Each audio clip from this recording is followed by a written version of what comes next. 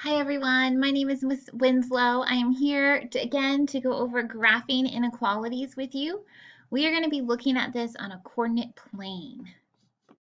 That's the XY axis. But before we do that, just a quick reminder that you can pause this recording at any time to practice the questions on your own and then come back for the answers.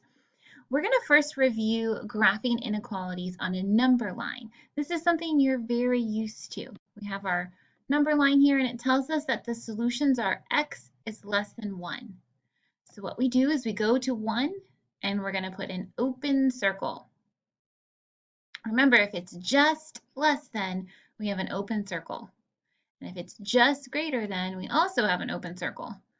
The open circle is telling us that 1 is not part of the solution. X is not allowed to equal 1, so we're going to leave it open. And then because the X is on the left-hand side here, we can put the arrow in the direction that the inequality is going. It's saying all the solutions are going to be less than or smaller than 1. And all of the solutions smaller than 1 live to the left of 1. And if you're ever not sure, you can always pick a test point. Even if you're like, oh, I think I'm going to go to the right. Let me try 7. And you could say, well, is 7 less than 1? And we know that is not true.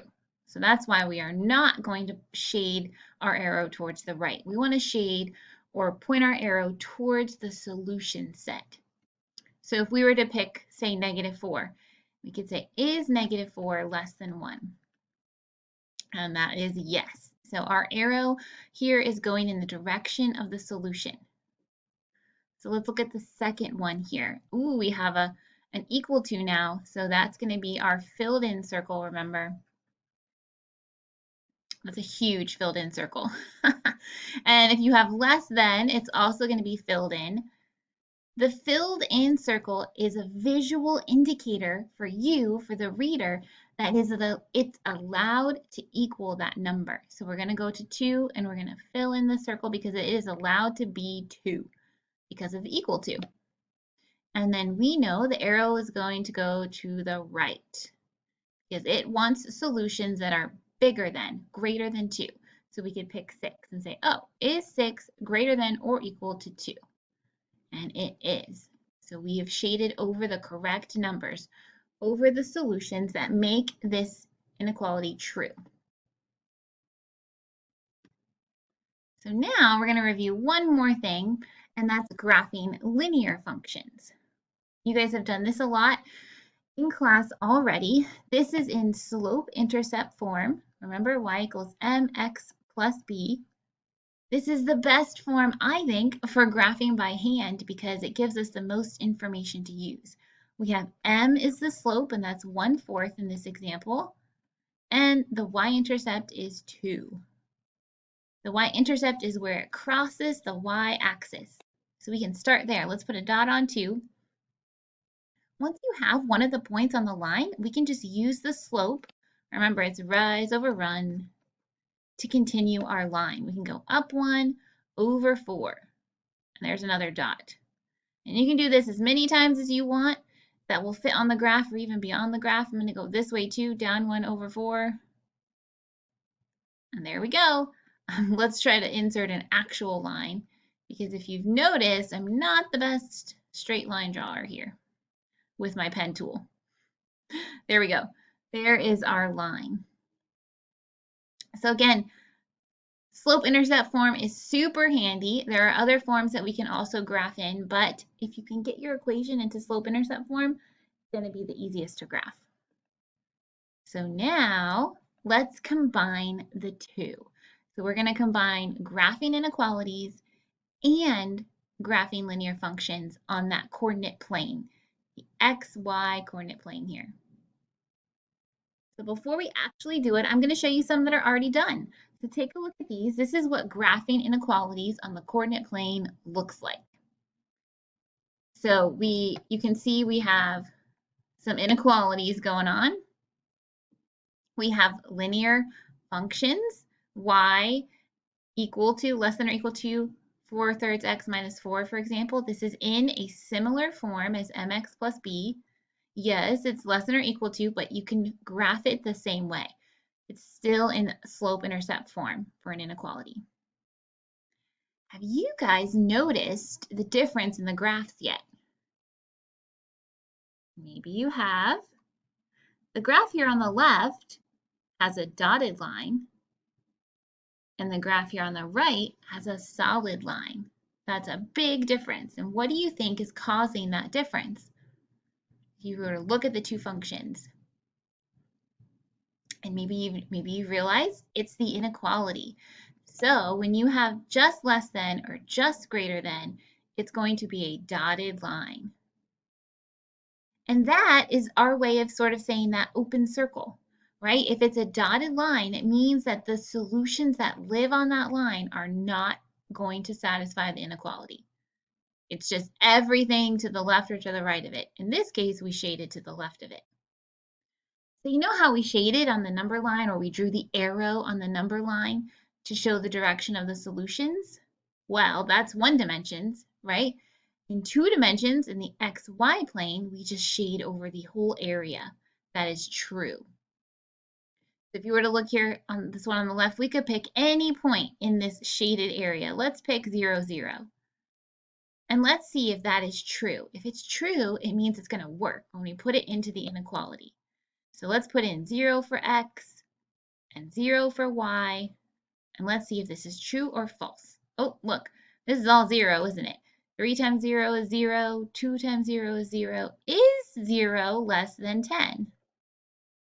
And the answer is yes, it is. So that means the point 0, 0 is a solution to this inequality. It works. Let's pick another one. How about anything in the shaded region? How about -2, -3, just for fun? We're going to test -2, -3. So if we were to plug in x as -2 into this inequality and y is -3, let's see if this is true or false. -6 plus 6 is less than 10. Oh, that's funny. Is 0 less than 10? And yes, it is. That is true. So you can see the red shading is shading over all of the coordinate points that are going to work in this inequality. So if we picked a point in the non-shaded region, how about 4, -3? Let's plug that point in and see what happens. -3. So x is 4 and y is -3. 12 plus 6. Ooh, is 18 less than 10? No. So because it did not work in the inequality, it means it's false. It's not true. It's not a solution. So we will not shade over that point. And you can see in this example, it's not shaded, right? It's just white. It's the plain old grid. So anything that is shaded is a solution. And if it's just less than or greater than, then you have the dotted line. And over here, you can see if you have the equal to, then you're going to have that solid line.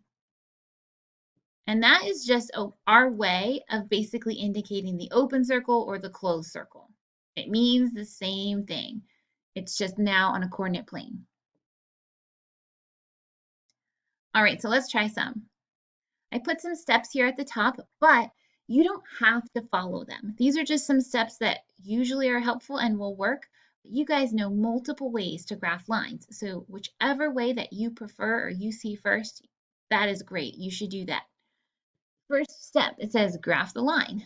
So there are a lot of ways that we can graph lines. My most favorite is to have it in slope-intercept form, which this one is. That's nice. If it's not in slope-intercept form, here's some other tips. You can make a table. Remember making that XY table?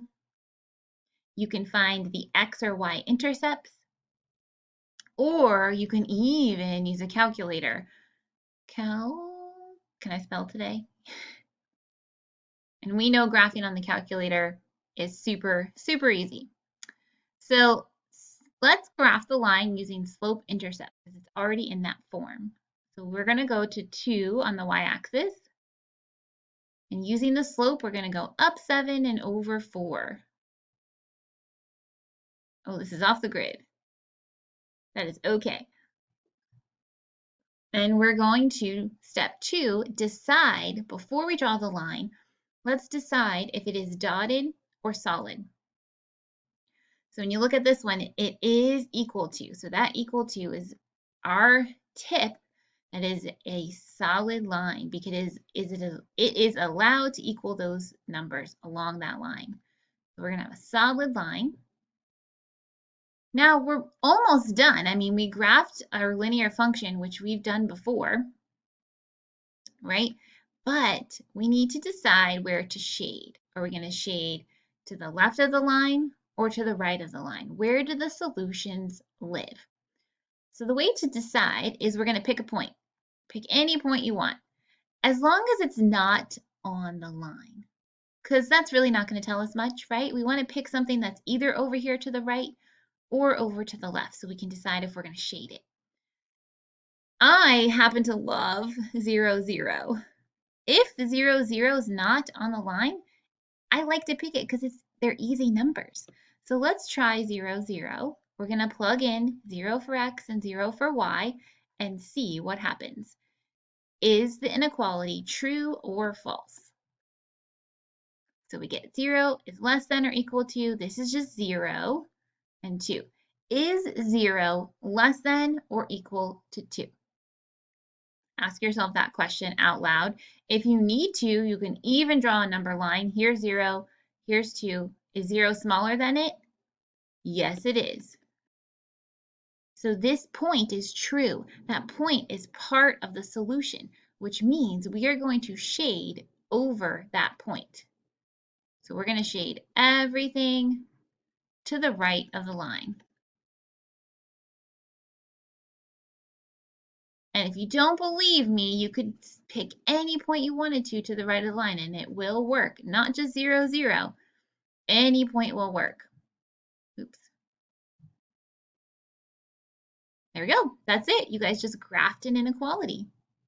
So you can see how it kind of combines graphing on a number line with graphing equations. We're kind of doing them both together. Let's try another one. Step 1, graph the line. So here we have y is less than or equal to 4. So this doesn't have, it's a little bit different, right? There's no slope. So if you kind of forget what this looks like, you could make a table, an xy table.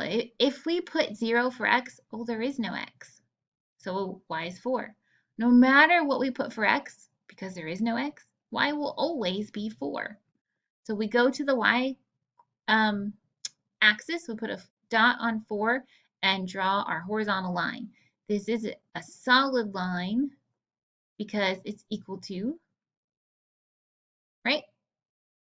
Now we just need to pick which place to shade. Do we shade above the line or below the line? I'm going to pick, my friend, the origin 0, 0, and we will plug it into our original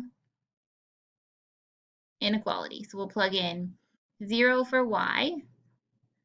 Is 0 less than 4? I'm sorry, greater than. Why did I say less than? It says greater than right there. And again, you can draw yourself a number line. Is 0 bigger than 4? No, it is not.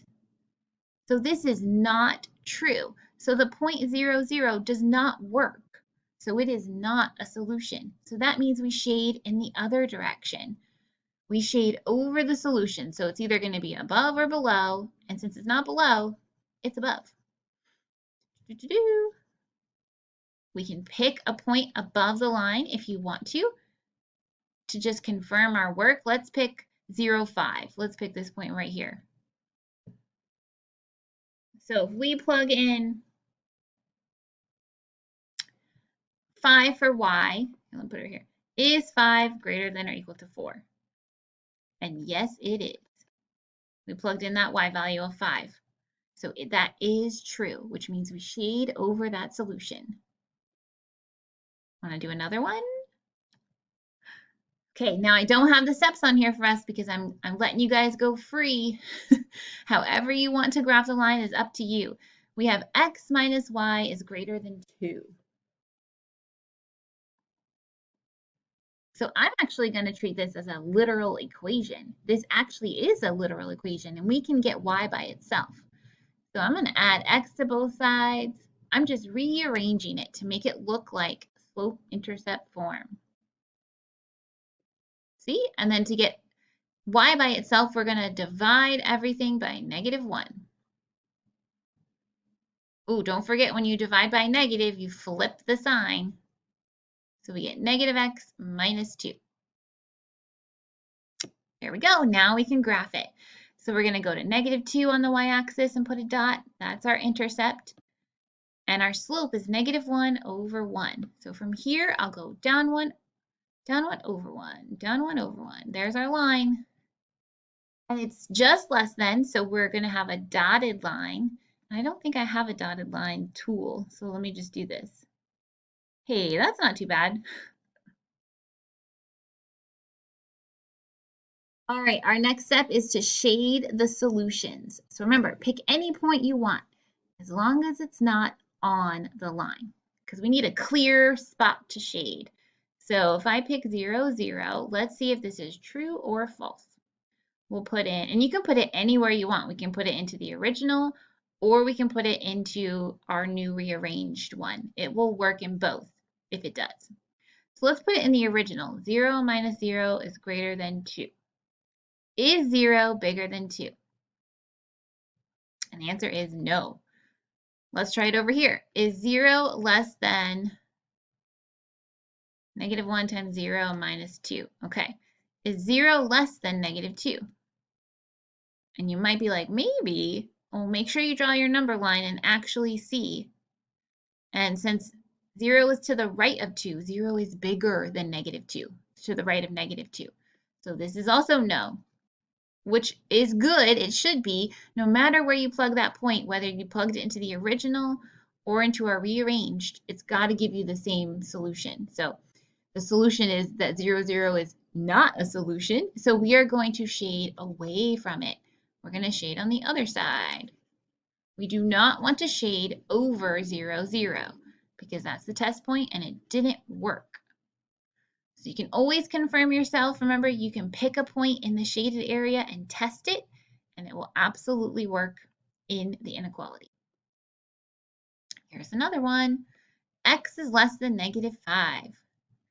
So this is similar to that y one we did. We're going to go on the x-axis, and this is a vertical line because x is always -5. And then we just have to pick. Is it going to go to the right or to the left? Good old 0, 0. Is 0 less than -5? Nope, it's not. So we are not going to shade over 0, 0. We're going to shade the other way. Oops, where's my highlighter? There we go. We're going to shade to the left of the line. And remember, it's dotted because it's just less than. It doesn't have an equal to. That's your indicator that it's going to be a dotted line. All right, how about another one? Ooh, 5x minus 3y is less than -15. So again, you guys can make a table. You can use intercepts. We can rearrange this. You can put it into your calculator. I'm a fan of rearranging. I don't know why. I just really like it. Use our algebra skills. So we want to get y by itself. So we'll move the 5x to the other side. -3y is less than or equal to -5x minus 15. Remember, with those literal equations, we're just rearranging the inequality. Let's see if I can erase that. Sometimes my pen goes rogue. Yeah, it's not going to let me. Rogue pen. All right, so we still want to get y by itself. We're going to divide everything by -3. Ooh, we're dividing by negative. Don't forget to flip the symbol. Negative divided by negative is a positive, and negative divided by negative is a positive 5. Here we go. We just rearranged the equation, or the inequality. So our y-intercept is 5. We'll go to put a dot on 5. We're going to use that slope 5 over 3. I'm just going to kind of estimate that because it's way off the grid.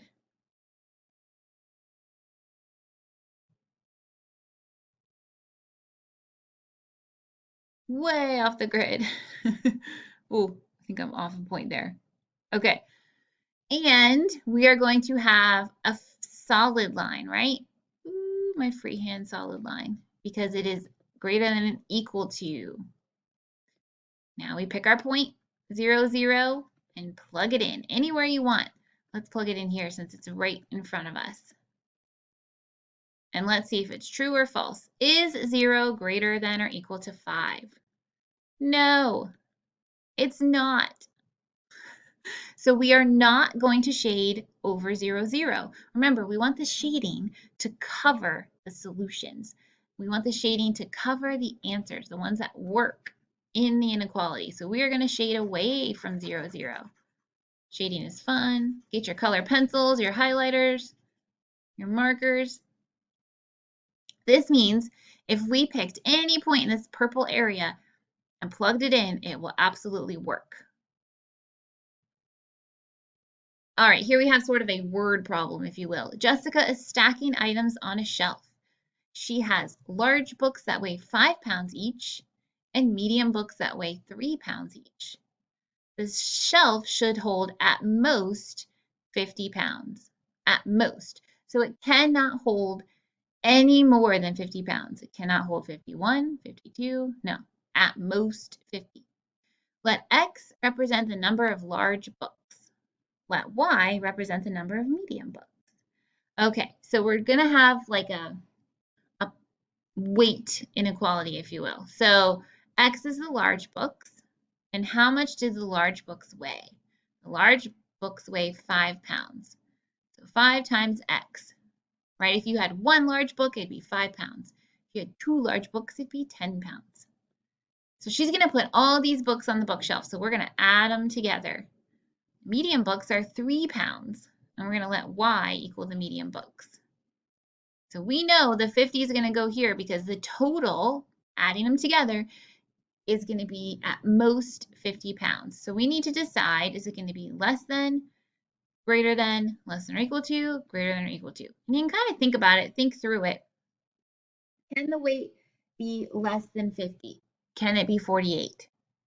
Yes, sure, because it can hold at most, meaning it cannot hold more. So could it be greater than 50? Nope, it's not allowed to be greater than 50, so it's not going to be those. So we know it's either less than or equal to. And it says it can be at most 50. So it is allowed to be 50. That's the highest. That's sort of the cap. So it is allowed to equal 50. But it can't be more than 50. So it's going to be less than.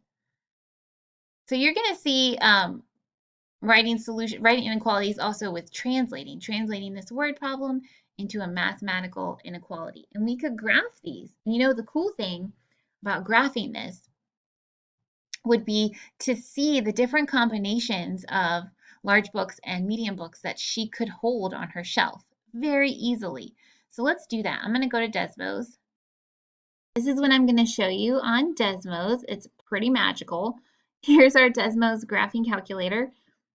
And you literally type it in as we wrote it, 5x plus 3y. Now you can use your keyboard if you want to and do less than and equal to right next to each other. Just type less than and then type the equal to symbol. And Desmos automatically squishes them together for you. Delete, delete. Or you can grab the keyboard down here and you can see the symbols are down here for you. So less than or equal to. Either way. And we got 50. Dun, dun, dun. There it is. And you can kind of click and drag around if you want and move your viewing window. Now, again, the cool thing about this is you can see what different combinations she could have. So anything in the shaded region will work. It's a solution. It's going to give her bookshelf maximum storage for large and medium books. So remember, the X value, I think, was the large book. So she could have 2 large books and, you know, any point in here will work. It will be less than 50. 2 large books and 0 medium books, 4 large books, and 3 medium books, 4 comma 3. But look, she could not have 11 large books. Not allowed. It's not part of the solution set. So that's one of the purposes of inequalities, especially on the coordinate plane, is for users, you guys, and us, the public, to be able to very easily see solutions for multiple scenarios. Here's one. The triangular region shows the number of possible ounces of gold and silver a jewelry maker can mix together to make a certain piece of jewelry. Which combination of gold and silver can the jewelry maker use? So this is actually a system of linear inequalities, not something you're going to do yet, but I just wanted to show you one of the purposes for this. It's a system because there's 3. 1, 2, 3 lines. A system is anything that's more than one equation. So we just call this a system. And they shaded all the different areas that overlap. So this triangular region here, that's the solution, right? Where it's shaded. This is the area that's going to work. So if this jewelry maker is trying to make a certain piece of jewelry, he is going to have to go to this area to figure out how much of each element to use that it's actually going to hold up and sustain itself and actually be a piece of jewelry. The combination will work. So I thought that was pretty cool. You guys, thanks for watching, and I will see you next time. Bye, everybody.